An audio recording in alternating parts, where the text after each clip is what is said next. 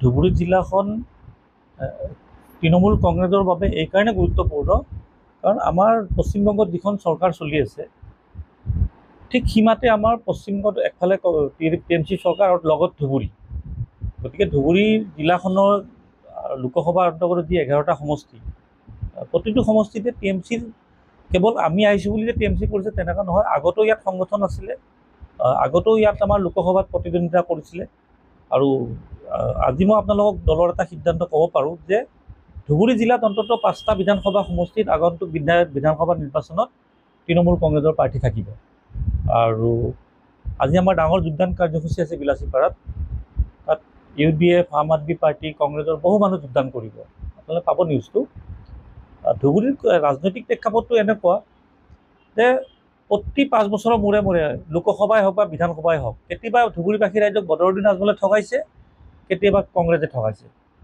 কাৰণ বদৰুদ্দিনে ঠগাইছে যাৰ বাবে 10 লাখ ভোটত বদৰুদ্দিন পৰাজয় হৈছে আৰু ৰকিবুল হুছেইনে ঠগাইছে যাৰ বাবে ৰকিবুল হুছেইনক সেইদিনাখন গাড়ী চাড়ী ভাঙি দিছে মাৰপিট কৰিছে খেদিছে গতিকে ধুবুৰীবাসী ৰাইজে বিকল্প পোৱা নাছিলে গতিকে আমি এতিয়া UDF আৰু বিকল্প ইয়াত UDF আৰু কংগ্ৰেছৰ বিকল্প হিচাপে আমি সংগঠন কৰিম আৰু ইয়াততো AJP BJPৰ কথা নাই 90% সিটত মই আকৌ কৈছোঁ হয় কেতিয়াবা কংগ্ৰেছ আছিল নহয় কেতিয়াবা UDF আছিলে কংগ্ৰেছে বেয়া পোৱাখিনি UDF কৰিছিলে UDFে বেয়া পোৱাখিনি কংগ্ৰেছে কৰিছিলে কিন্তু তৃতীয় বিকল্প নাছিল বাবেহে 5 বছৰৰ মূৰে মূৰে এই নেতা দুগৰাকীয়ে সুযোগ লৈছিলে যেতিয়া আমি TMC শক্তিশালী হিচাপে থাকিম ধুবুৰীত ইয়াত তিনিকুণীয়া যুঁজ হ'ব আৰু মই ভাবোঁ ধুবুৰী ৰাইজে ইতিমধ্যে সিদ্ধান্ত এইকাৰণে দিছে যে আজি 6 মাহ পূৰ্বে কংগ্ৰেছক 10 লাখ ভোটত জয়লাভ কৰোৱা নেতাগৰাকীক এই ধুবুৰী লোকসভাৰ অন্তৰ্গত গোৱালপাৰাত বেয়াকৈ প্ৰহাৰ কৰিছে গাড়ী চাড়ী ভাঙি দিছে পলাই পতং দিব লগা হৈছে তো ইয়াতে আৰু বুজি পাব লাগে যে তেখেতৰ বা কংগ্ৰেছৰ গণভিত্তিটো ধুবুৰীৰ পৰা দিনক দিনে নাইকিয়া হৈছে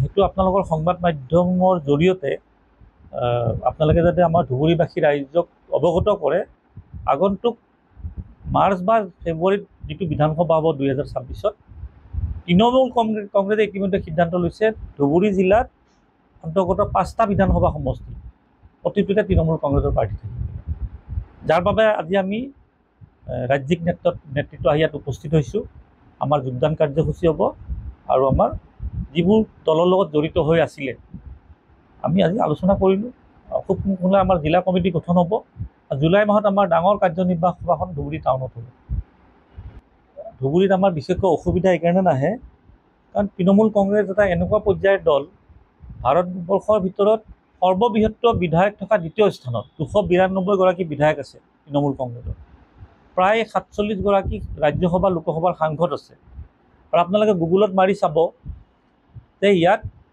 142 গৰাকী সংখ্যালঘু বিধায়ক আছে 292 গৰাকী 142 আৰু প্ৰায় 10 গৰাকী এগৰাকী অলপতে মৃত্যু হৈছে প্ৰায় 9 গৰাকী 8 গৰাকী ৰাজ্যসভা আৰু বিধানসভাৰ সাংসদ আছে গতিকে আমাৰ দলৰ হাইকমাণ্ড মমতা বেনাৰ্জী ডাঙৰীয়ানীৰ নেতৃত্বত ইয়াত হিন্দু মুছলমান সকলোকে আগুৱাই লৈ গৈছে বাবে 3বাৰৰ বাবে বিজেপিক পশ্চিমবংগত পৰাজয় কৰিব পাৰিছে তৃণমূল কংগ্ৰেছে ভাৰতবৰ্ষৰ কোনখন ৰাজ্যত তৃণমূল বিজেপিক পৰাজয় কৰিব পাৰিছে কওকচোন ৰাজ্যত এটা দল কওক ভালদৰে তৃণমূল কংগ্ৰেছটোতো আমাৰ 3বাৰ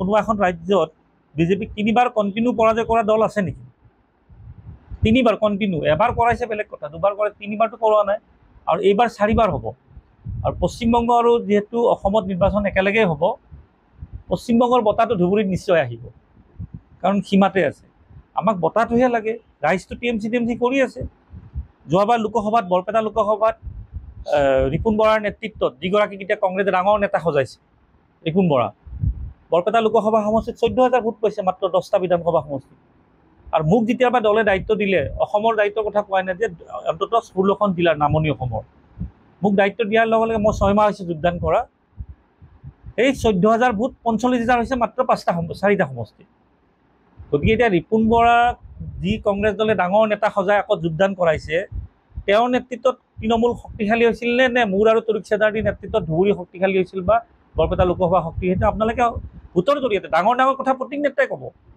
কংগ্ৰেছেতো ডাঙৰ কথা কোৱাত এক্সপাৰ্ট আমাৰ যুদ্ধ হ'ব ইয়াতে বিজেপি AJPৰ লগত ইয়াত UDF নিশেষ হৈছে কংগ্ৰেছৰ মাজত ভয়ংকৰ বিসম্বাদ হ'ব 10-12 গৰাকী কেণ্ডিডেট ইতিমধ্যে ৰকিবুল হুছেইনে 3-4 গৰাকীৰ পৰা কোটি কোটি টকা লোৱা আৰম্ভ কৰিছে মই নক'লে আপোনালোকে নিউজ কৰিছিলে, আপোনালোকে নিউজ কৰিছে, মহিলাই কান্দি কান্দি কৈছে যে মোৰ পৰা টকা লৈছে 16 লাখ আৰু বেলেগৰ পৰা টকা লৈছে 20 লাখ, কোনে লৈছে বোলে ৰকিবুল হুছেইনে। এইবিলাক কংগ্ৰেছ দলটো এই চান্দা তুলি টিকটৰ পইচা বিক্ৰী কৰি খাই আছে বাবে দলটোৰ অস্তিত্ব নাই। আৰু এতিয়া মই শুনিছোঁ যে যিবোৰ সংখ্যালঘু সমষ্টি ধুবুৰী জিলাৰ বা ধুবুৰী লোকসভাৰ 11টা আছেতো, প্ৰত্যেক সমষ্টিৰ পৰাই ৰকিবুল হুছেইনে 2 কোটি 3 কোটি তেওঁ লোকসভাত এডভান্স উঠাইছে দলীয় প্ৰাৰ্থী দিম বুলি। এতিয়া কাক প্ৰাৰ্থী দিবতো ঠিক নাই, প্ৰাৰ্থীটো এগৰাকী পাব, টকা লৈছে 3 গৰাকীয়ে। এইটো মই অভিযোগ দি থকা নাই, এইটো কংগ্ৰেছ কৰ্মীয়ে অভিযোগ দি আছে। গতিকে তাতে যেতিয়া বিসম্বাদ হ'ব, আমি সেই বিসম্বাদ ধৰি আনিম, ধৰি আনি কেনে TMCত যোগদান কৰিম যে আমাক সহায় কৰক। আমি সহায়ে বিচাৰিম, তেওঁকতো আমি প্ৰাৰ্থিত্ব দিম বুলি যোগদান নকৰোঁ, কাৰণ আমাৰ প্ৰাৰ্থী আমাৰ 1-2 মাহৰ ভিতৰত আমি চূড়ান্তই কৰিম 5টা সমষ্টিৰ প্ৰাৰ্থিত্ব। একেবাৰে ধুবুৰী জিলা দ্বিতীয়ৰ পৰা ৱাজেদ আলী চৌধুৰী হাৰিব আজি আপোনালোকক কৈ গ'লো। তেওঁ খেলক বা তেওঁৰ পুত্ৰ খেলক, বেলেগ সমষ্টিৰ কি হ'ব কি নহ'ব আপোনালোকে গম পাব। ৱাজেদ আলী চৌধুৰী নিশ্চিতভাৱে হাৰিব। অহাই নাই ইয়াত আহিছে কংগ্ৰেছৰ কথা।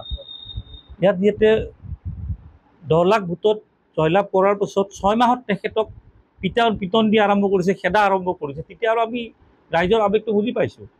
কেৱল যাতে কংগ্ৰেছে ভোটটো বিভাজন কৰি নষ্ট কৰিব নোৱাৰে, নষ্ট কৰিলে যাতে বিজেপি AJPৰ প্ৰাৰ্থী জয়লাভ কৰিব নোৱাৰে, আমি সেইটোৰ ওপৰত নজৰ দিব লাগিব। ৰকিবুল হুছেইনৰ বিৰুদ্ধে নহয়, ইয়াত কংগ্ৰেছত ভয়ংকৰ বিসম্বাদ হ'ব। এটা সমষ্টিত 6-7 গৰাকীকৈ প্ৰাৰ্থী পাবতো এজনেই। ডাঙৰ এখন ভয়ংকৰ বেপাৰ হ'ব, আৰু বেপাৰৰ 1 নং স্থান দখল কৰিব ধুবুৰী জিলাখনে, ধুবুৰী লোকসভাই। আপোনালোকে আজি যোগদানটোত গম পাব, তৃণমূল কংগ্ৰেছৰ সংগঠন আমি আগতেও কৰিছিলোঁ।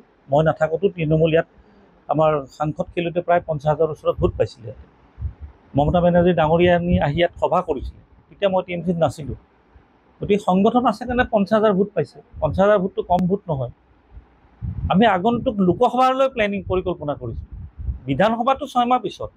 আমাৰ বিধানসভাত যেতিয়া কংগ্ৰেছ 3য় স্থানত থাকিব, কংগ্ৰেছ দল ভাল, মই কংগ্ৰেছৰ বিৰুদ্ধে ক'ব খোজা নাই, কিন্তু কংগ্ৰেছৰ ভিতৰত যিটো খোৱা কামোৰা, পাৰিলে আপোনাক হত্যা কৰি দিব, এই ধৰণৰ বিসম্বাদ হয়। তাত চিট লৈ কথা নাই, কেৱল নিজৰ সমষ্টিত টকা উঠাব লাগে, নিজৰ সমষ্টিবিলাক বিক্ৰী কৰিব লাগে, 2-4 গৰাকীৰ পৰা কোটি কোটি টকা সংগ্ৰহ কৰি বিসম্বাদ কৰিব লাগে। আমি সেইটো সুযোগে ল'ব লাগে। তাত আমাৰতো নিজা সংগঠন আছে। বংগ আৰু অসমত একেলগে নিৰ্বাচন হয়, তেতিয়া যিহেতু বিজেপিক ৪ৰ্থবাৰৰ কাৰণে পৰাজয় কৰিব পশ্চিমবংগত, গতিকে তাৰে নেতা মন্ত্ৰীসকল বা মুখ্যমন্ত্ৰীয়ে হওক বা দলীয় যিবোৰ শীৰ্ষ নেতা সাংসদ যিয়ে নহওক, তেখেতসকলো ব্যস্ত হৈ থাকিব। কিন্তু তাৰে 3 মাহৰ পৰা আপোনালোকে দেখিবলৈ পাব যে TMCৰ ডাঙৰ নেতা নেত্ৰী, সাংসদ, মন্ত্ৰী, বিধায়ক অসম ভ্ৰমণ কৰিছে, আৰু অসম ভ্ৰমণত ধুবুৰী কিন্তু ইনক্লুড হৈ থাকিব। প্ৰথম চইচ কিন্তু ধুবুৰী, কাৰণ কোচবিহাৰৰ হওক বা আমাৰ বক্সিহাটৰ পৰা হওক আহিলে ইয়াত 1.5-2 ঘণ্টা লাগে, গুৱাহাটীৰ পৰা আহিলে 7 ঘণ্টা লাগে। গতিকে ধুবুৰী আমাৰ একদম প্ৰথম স্থানত থাকিব, যাৰ বাবে আজি আমি আহি ইয়াত পৰিকল্পনা কৰিছোঁ। আৰু সময় নৰখোঁ, আমি কংগ্ৰেছৰ টিকেট যে নমিনেশ্যনৰ আগদিনালৈ ৰখি থাকি আমি TMC এইটো নকৰোঁ। আমি 2 মাহৰ ভিতৰত গোটেই চালি জাৰি চাই আমি আমাৰ জিলা কমিটি থাকিব, আমাৰ কেন্দ্ৰীয় নেতৃত্ব থাকিব, আমাৰ ৰাজ্যিক নেতৃত্ব থাকিব। আমি সকলোৰে লগত আলোচনা কৰি প্ৰাৰ্থীগৰাকীকতো সময় দিব লাগিব। হঠাৎতো এইটো কংগ্ৰেছ দল নহয় ন, নিৰ্বাচনৰ আগদিনা নমিনেশ্যন দিলে। আৰু কংগ্ৰেছত কেতিয়াবা এনেকুৱা নমিনেশ্যন দিব গৈ আছে, ৰাস্তাত বোলে চেঞ্জ হৈ গ'ল, বেলেগে বোলে মনোনয়ন পত্ৰ দি দিলে। সেইটো আমি TMC নকৰোঁ। মই ভাবোঁ ৰাজনীতিটো বাদ দিয়ে, আৰু তেখেতে ধুবুৰীৰ ৰাজনীতিটো বাদ দিয়ে অলপ এতিয়া ৰেষ্ট লওক। তেওঁ লেতেৰা ৰাজনীতিত থাকিব নালাগে, মৌলানা মানুহ। আমিও বিচাৰোঁ মৌলানা এজনক আপোনালোকে ধুবুৰীৰ পৰা যেতিয়া 10 লাখ ভোটত পৰাজয় কৰিছে ৰাইজে, তেওঁ সিদ্ধান্ত বুজি পাব লাগে, তেওঁ ৰাজনীতিত গ্ৰহণ কৰা নাই। গতিকে তেওঁৰ বিৰুদ্ধে মোৰ ক'ব ইচ্ছা নাই, কাৰণ যিটো দলৰ অস্তিত্ব নাইকিয়া হৈ গৈছে দিনক দিনে, 10 লাখ ভোটত পৰাজয় কৰিছিল তেখেতক, আৰু তেখেতৰ কথা ধুবুৰীত পাতি লাভ নাই। সেই 10 লাখটোতো আৰু ঘূৰি নাহে। কিন্তু আমাৰ ভাল লাগি আছে, সেই 10 লাখ ভোট যেতিয়া কংগ্ৰেছক দিছিলে, ৰাইজে ভুল হৈছে বুলি আজিৰ তাৰিখত মুকলিকৈ সংবাদ মাধ্যমত কৈ আছে। আপোনালোকেচোন যেতিয়া ৰকিবুল হুছেইনৰ বাতৰি কৰিব যায়, আপোনালোকে কয়চোন যে আপোনালোকে কেৱল 10 লাখ বুলি কিয় কৈ আছে? মই ভাৰতবৰ্ষৰ ভিতৰত বোলে আটাইতকৈ 10 লাখ বেছি ভোট পাইছোঁ, আপোনালোকে সেইটো কওক। আপোনালোকে কয় মই বহুতবাৰ দেখিছোঁ, তেওঁ বোলে গিনিজ বুকত তেওঁৰ নামটো অন্তৰ্ভুক্ত কৰিব লাগে বুলি কৈছে। পিছত ৰাহুল গান্ধী গম পাই ধমক দিয়াৰ পিছত বন্ধ কৰিলে। 10 লাখত জিকাৰ কাৰণে, কাৰণ ৰাহুল গান্ধীটো 10 লাখত জিকা নাই।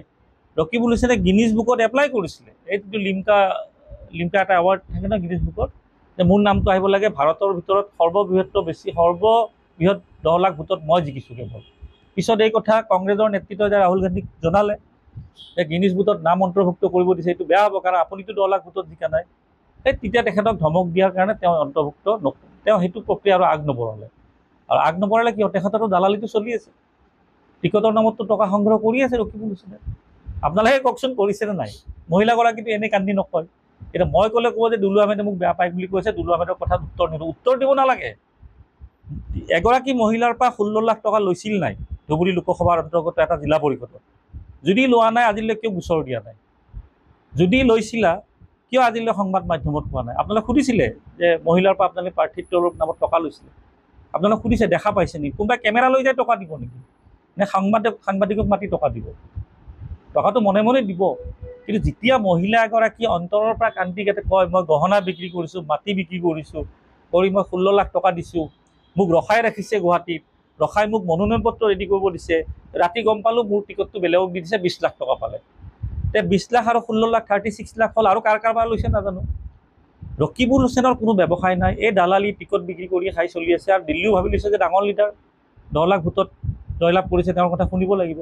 ধুবুৰীত এবাৰ 2016 নিৰ্বাচন চাব, ৰকিবুল হুছেইন ধুবুৰী জিলাখনৰ তত্ত্বাৱধায়ক মন্ত্ৰী আছিলে 2016। এটাও চিট জিকা নাই, ৱাজেদালিও হাৰিছে 2016। সেই একেই পৰিৱেশ আহিব 2026। আপোনালোকে গুগল মাৰি চাবচোন, কাৰণ মই কংগ্ৰেছ কৰিছিলোঁ জানোতো। তেওঁ ধুবুৰী আৰু কামৰূপ জিলাৰ তত্ত্বাৱধায়ক মন্ত্ৰী আছিলে, শক্তিশালী মন্ত্ৰী আছিলে, এটাও চিট জিকাব পৰা নাই। তেতিয়া ধুবুৰী জিলাখন ভাগ ভাগ হোৱা নাছিলে, প্ৰায় 8-10টা সমষ্টি আছিলে, 8টা আছিলে। জিকিছিল নেকি? 16ত জিকিছিল নেকি? 16ততো নাই জিকা, এটাও জিকা নাই। UDF জিকিছিল ইয়াতে। গতিকে ৰকিবুল হুছেইন, ইয়াত কংগ্ৰেছৰ কথা ক'লে ইয়াত ৰকিবুলৰ নামটো আহিব, ইয়াত গৌৰৱ গগৈৰ নাম নাহে। ইয়াত কংগ্ৰেছ বুলি ক'লে যিহেতু 10টা সমষ্টিত 10 লাখ ভোট পাইছে বেছিকৈ, তেওঁৰ কথাই ক'ব লাগিব। আৰু তেওঁৰ দালালি অসমৰ ৰাইজে দেখিছে। মই আকৌ কৈছোঁ, ৰকিবুল হুছেইনৰ কোনো ব্যৱসায় নাই, তেওঁ ৰাজনৈতিক দালাল হয়, টিকট বিক্ৰী কৰি আছে, বিজেপিক সহায় কৰি আছে, জেল যোৱাৰ ভয়ত তেখেতৰ গোচৰবিলাকৰ পৰা হাত সাৰিবৰ কাৰণে তেখেতে মুখ্যমন্ত্ৰীৰ লগত মিলি আছে। এই কথা লাহে লাহে গম পাইছে বুলি ধুবুৰীবাসী ৰাইজে তেওঁক খেদা আৰম্ভ কৰিছে, পিটন দিয়া আৰম্ভ কৰিছে। নিজৰ সমষ্টিত মাৰ খাইছে ৰকিবুল হুছেইনে, চামগুৰিটো বগৰাই বগৰাই মাৰিছে। আমিও ইমান বছৰ ৰাজনীতি কৰিলোঁ, বিধায়ক হোৱা নাই, সাংসদ হোৱা নাই, কিন্তু আমি মাৰ খোৱা নাই ক'তো। আমাৰ গাড়ীত আজিলৈ শিল মাৰিব পৰা নাই। মান খাব বিধানসভালৈ, এই ধুবুৰী লোকসভাত 7বাৰমান তেখেতক পিটন দিব ধুবুৰীবাসী ৰাইজে, আমি চাই থাকক। ইয়াত বানপানী হ'ল, নাই আহা, উচ্ছেদ হ'ল, নাই আহা। ক'ত কেৰাম বৰ্ড খেলাৰ কথা ক'ব যায় তেখেতে? মানে কেৰাম বৰ্ডৰ অভিজ্ঞতা আছে, কাৰণ ৰাস্তাই ঘাটে 10-20 টকাত কেৰাম বৰ্ড খেলা মানুহ কি কথা ক'ব? সেইটোৱে ক'ব।